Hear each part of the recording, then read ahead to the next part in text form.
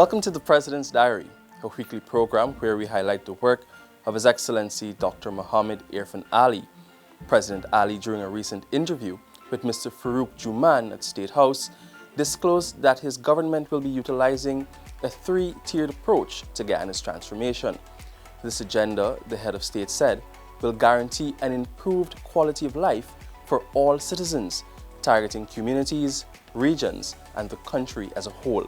At the community level, there's great transformation that will take place. That is improvement of healthcare system, improvement of road networks, educational facility, sports facility, and you will see a great segment of this budget that will target these community needs. That is one tier. Let's call it tier one. Tier 1 will also see the creation of growth opportunities or growth hubs within a cluster of communities. This, President Ali said, can generate employment and create sustainable development. And then you move towards tier 2. Tier 2 now, when you go to tier 2, is the regional development. So we move from community to regional development. Regional development is where we have, for example, the regional development plans. How do we see the development of regions taking place? And what are the key areas, the key investment opportunities in various regions? Tier 3, the President highlighted, includes the national transformative projects. The investment and economic opportunities the head of state highlighted will create a population push.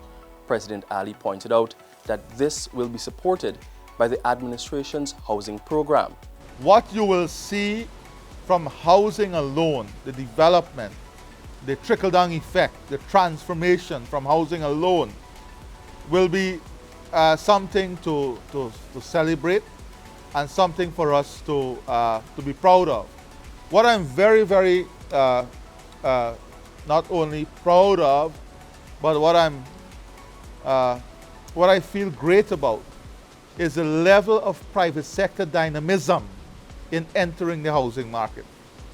The enthusiasm from the private sector in putting in capital, private capital, to support the housing drive and housing development over the last 5 months is enormous. His Excellency said Guyanese living abroad will not be left out of this process. They are being assured that the administration is creating an enabling environment should they choose to return home and invest.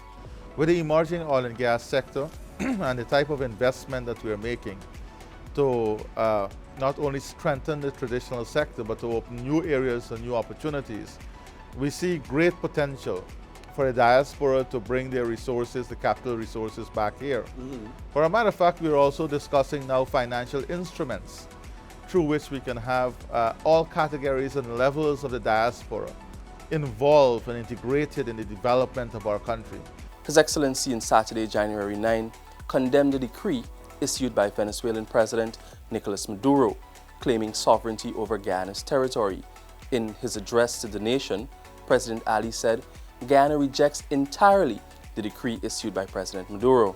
It is therefore deeply disturbing that on January the 7th, the President of Venezuela, Mr. Nicolas Maduro, issued a decree claiming for Venezuela's sovereignty and exclusive sovereign rights in the waters and seabed adjacent to Guyana's coast west of the Essequibo River. I remind the sovereignty over this coast and the land territory to which it is attached were awarded to Guyana, then British Guyana, in the 1899 Arbitral Award. President Ali said Guyana is confident that the validity and legally binding nature of the award will be upheld by the International Court of Justice, ICJ. No state can unilaterally determine its international boundaries, whether they're land boundaries or maritime boundaries. The fixing of an international boundary under international law can only result from an agreement between neighboring states or a binding determination by an international court or arbitral tribunal. This attempt by Venezuela, the head of state said, to unilaterally fix both its land and maritime boundaries with Guyana is a legal nullity which cannot and will not be respected by any other state in the world, including Guyana. On Monday, January 11, the head of state visited Pretty Paul Singh Investments at Macdoom and Providence on the east bank of Demerara. Following a tour of the facilities, the President noted the importance of understanding the private sector's long-term goals, as these are critical to the crafting of government's policies. President Ali lauded the management of Pretty Paul Singh Investments for the role the company is playing in the development of the local economy. That is necessary to appreciate what happens in the sector. I'm also very happy to hear of the long-term plans of Pretty Paul Investment, not only in wild catch, but looking at aquaculture. The number of persons employed here is enormous. His contribution to the economy definitely is very credible and enormous without a doubt. The president also disclosed that the government is formulating an aquaculture master plan which will form part of the country's agriculture diversification program. President Ali on the evening of January 11 attended a dinner hosted at the residence of the U.S. Ambassador to Guyana, Her Excellency Sarah Ann Lynch, in honor of the visiting commander of the U.S. Southern Command, Admiral Craig S. Fowler. Admiral Fowler was on a 3-day visit, during which time he and the Chief of Staff of the Guyana Defense Force, Brigadier Godfrey Best, signed an acquisition and cross-servicing agreement on behalf of the two countries. The agreement is expected to pave the way for exchanging goods or services of equal value to support future bilateral defense cooperation. High-level government officials were also present at the event, including the Honorable Prime Minister, Brigadier Retired Mark Phillips, the Honorable Vice President, Dr. Bharat Jagdeo, the Honorable Minister of Foreign Affairs and International Cooperation, Hugh Todd, and the Chief of Staff.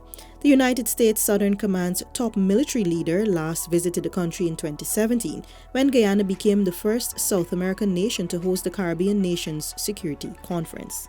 His Excellency in January 12 attended the memorial service of the late Muhammad Hussein, a stalwart of the People's Progressive Party Civic, who passed away last Saturday morning.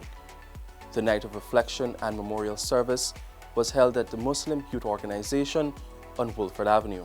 President Ali, who was heartbroken at the news of Mr. Hussein's passing, expressed condolences to his family and friends and described him as a committed, strong, fearless, and dependable leader who spent his life in service of the people. The president, who also described Hussein as a masterpiece of a human, said his work and contribution can never die. The head of state paid his final respects to the late Hussein on January 13. President Ali, along with top government officials and other party members, gathered at Freedom House on Robb Street to bid farewell to Mr. Hussein before proceeding to Cummings Lodge for his burial. At Freedom House, the president joined several others in signing the Book of Condolence. President Ali also traveled to Berbice to attend the funeral service of a former imam of the Blairmont Sunnital Masjid that day. Al-Haj Wahadat Bashk, who spent 45 years of his life as a tailor and several decades as a community leader, was remembered by the president as a selfless and humble leader who genuinely cared for humanity regardless of religion or ethnicity. During his time as Imam, Brother Bashk, as he was known, undertook several projects and taught the ladies of the Blairmont Women's Organization to read the Quran. Minister of Agriculture, the Honorable Zulfikar Mustafa, and several leaders of the Islamic community also attended the funeral. His Excellency on Thursday, January 14, led a cabinet outreach to the mining town of Linden, Region 10, where he addressed the concerns of residents. The president met with representatives of the mining, forestry, farming, health, and private sectors, as well as the region's youth and women at the Watuka House. President Ali told the residents that his administration stands ready to meet the needs of all Guyanese. My government has made it very clear that our only intention is to serve the people of this country and serve all the people of this country. We not only have our commitment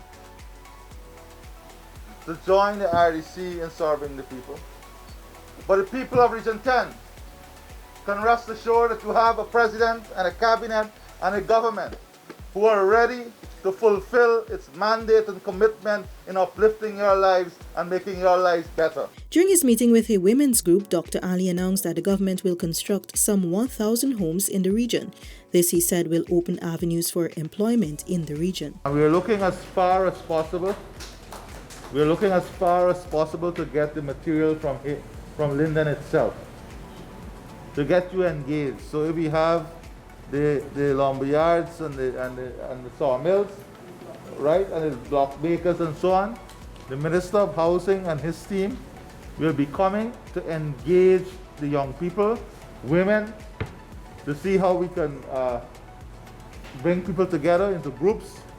If you have masons, if you have carpenters, and if you don't have the capacity, we will try very quickly to train persons also, bring in the technical people and engage you in the construction of these homes. Later, the head of state met several young doctors attached to the Linden Hospital complex, where he announced that the government will undertake the construction of 50 homes for young professionals. The homes will be built in a housing scheme in Amelia's ward. President Ali on Friday, January 15, administered the oath of office to the mayors and deputy mayors. The head of state said there will be enhanced engagement between central government and the municipalities. The president said it is important that the officials understand the macro development agenda of the government, which has a direct impact on the work they do.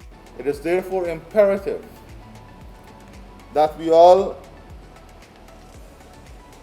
not only embrace a common development trajectory, but that we consult, that we talk and we share ideas